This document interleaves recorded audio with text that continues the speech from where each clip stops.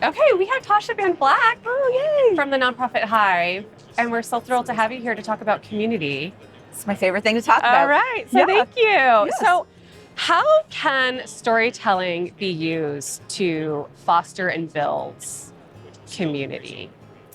I just think, had a really fun time once building out a LinkedIn Live with Kirk Schmidt and Charlotte Field, and they were talking about storytelling and Dungeons and Dragons, which is like one of my favorite things. But I think storytelling just is something we do all the time and we're not even thinking about it. It's just a way that we connect with other human beings. And, I know you do ethical storytelling stuff, which I love so much. And I think, as humans, we need it. It explains our community. It helps us understand how we fit in the world and belong. And so, it's a powerful tool for community building. Absolutely. And one of the things I love about the Nonprofit Hive is that you interview a lot of members and kind of share their stories in order to promote your community. So tell me a little bit about that. Like, how do you encourage members to tell their story as part of your community? Sure. I mean, the cool thing about the Nonprofit Hive, two strangers meeting up, all they have in common usually is nonprofit work, although there is other commonalities. They might be both in animal welfare, they might both be EDs, they might both live in the same country, or they have all the opposite things, but the core value is they both work in nonprofit, right? So when they're sharing stories about their work, about their mission, I think that practice is great, obviously, when you talk about what you care about.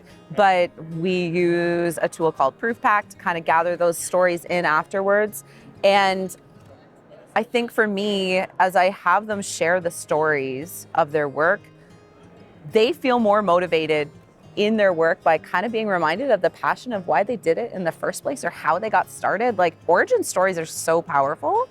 And I don't think we're always doing the origin stories of the actual people in the nonprofit. We're doing great, what did they provide to the client or the constituent, or what are they doing out in the world? What's the impact? But those roots of where you started from is still has value 15 years later to people who are new to your mission. And ultimately, most of us are not charity water. The orgs are not charity water. Not everybody knows about them.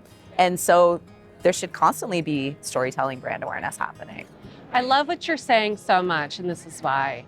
And I work in marketing, so you're right. We are so primed to tell the story of the people we serve. Yeah. But we all have our own story that brought us into the public sector, into the service, and into nonprofits.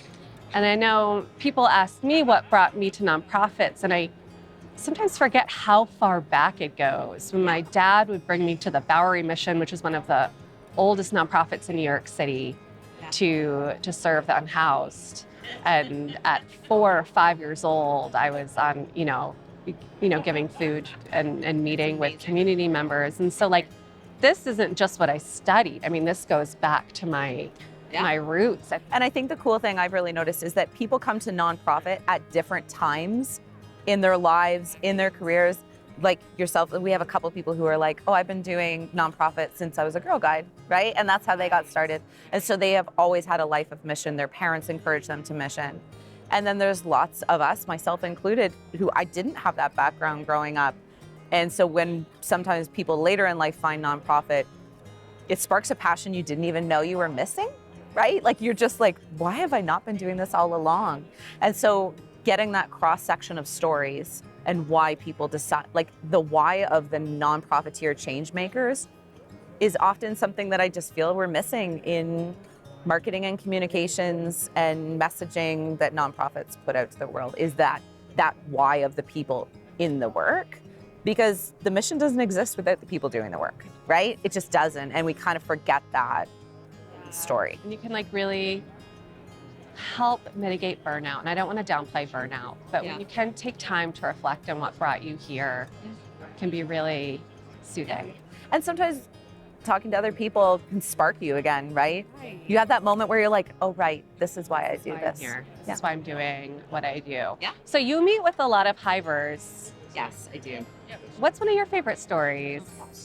That's the worst question you got to ask me. It's the worst one because I have so many. I just adore all of these humans. And I do know that we're attracting We're attracting a very progressive subset within the nonprofit space, one that's really focused on community.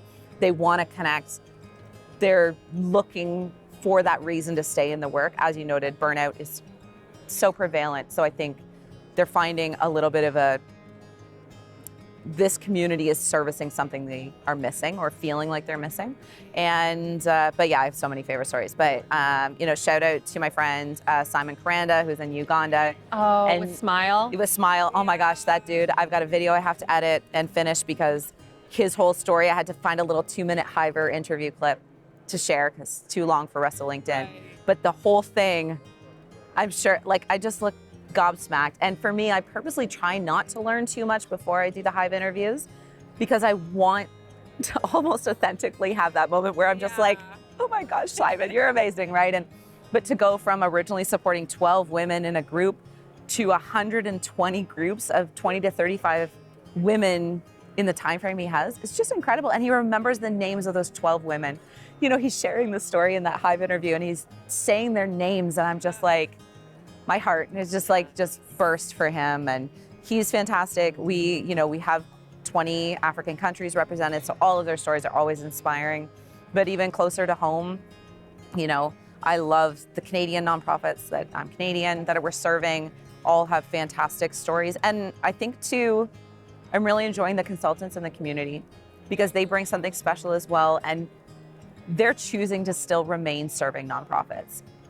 This is not where you're going to make the most money. If you're a talented marketer or a talented fundraiser, for profit, you would make way more money, but they're choosing to not totally leave the industry. I keep joking, consultants are people with better boundaries. And so they don't want to leave, they just want to not work on. Yeah, and they still want to be in it. So even their stories are just inspiring, and people who are leaving to do burnout consulting, and that's their specialty now. And so Simon is a highlight because I did his interview recently, but they're all, I could just interview them all, and I love sharing their stories. Right. Yeah. Okay, so tell us about the Nonprofit Hive. How can we join? What does it look like? Tell us about your community. Yeah. So we're a community now of 800 changemakers since October, which has been wild. 35 countries. Yeah, it's very exciting. And it's a really simple model. It's kind of, each week you're signing up for a little bit of chat roulette. Who are you going to be thrown in a room with? Totally optional. We keep saying the word opportunity versus obligation each week.